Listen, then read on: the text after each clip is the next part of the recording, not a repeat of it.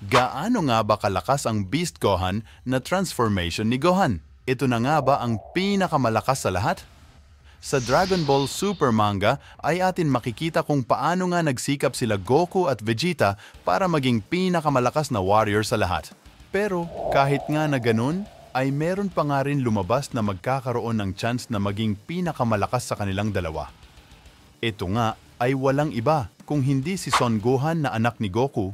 May pagkakataon nga na sinabi na si Gohan nga daw ang magiging pinakamalakas na warrior sa series na ito. Si Gohan nga ang kaunahan sa iyan ang nakapag-unlock ng Super Saiyan 2 na naging mas malakas sa Super Saiyan 2 nila Goku at Vegeta.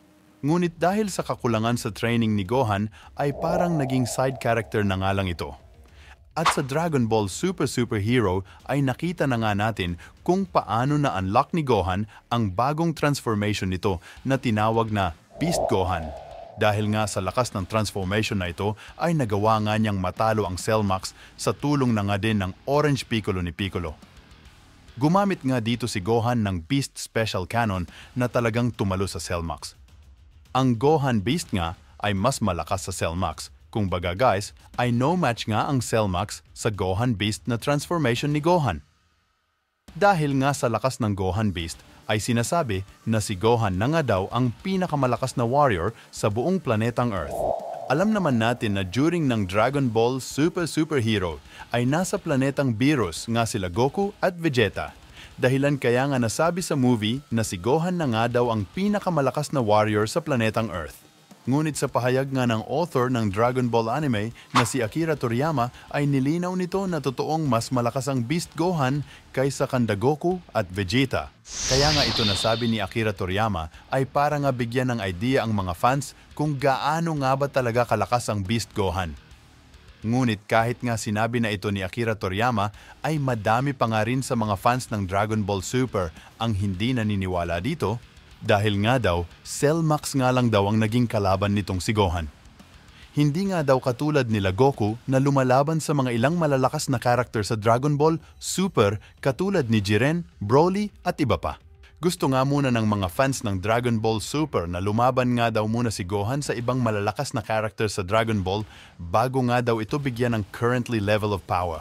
At sa pinaka-final form nga nitong si Gohan na tinatawag na Beast Gohan ay nagawa nga nitong ma-manage ang pag-reach ng sobrang lakas na kapangyarihan na katulad ng kanda Goku, Broly at Vegeta. At during nga ng pakikipaglaban ni Gohan at Piccolo kay Cell Max ay sinabi nga ng dalawa na kahit nga daw si Goku at Vegeta ay mahihirapan na matalo itong si Cell Max. At sa Dragon Ball Super Hero ay nakita nga natin kung gaano naging malakas itong si Gohan at si Piccolo. Dito na nga pumasok ang katanungan kung kaya nga bang makipagsabayan ng mga ito sa Ultra Ego at Ultra Instinct nila Goku?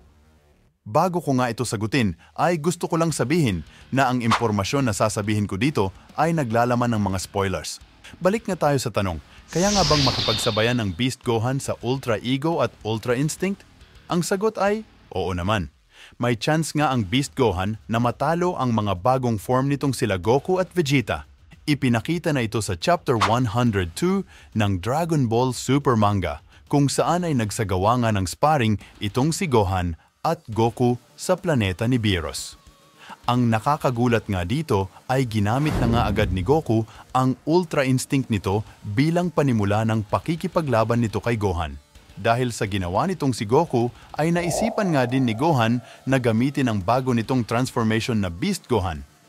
Sa laban nga ng dalawa ay makikita nga natin dito ang lakas na meron ang transformation nitong si Gohan.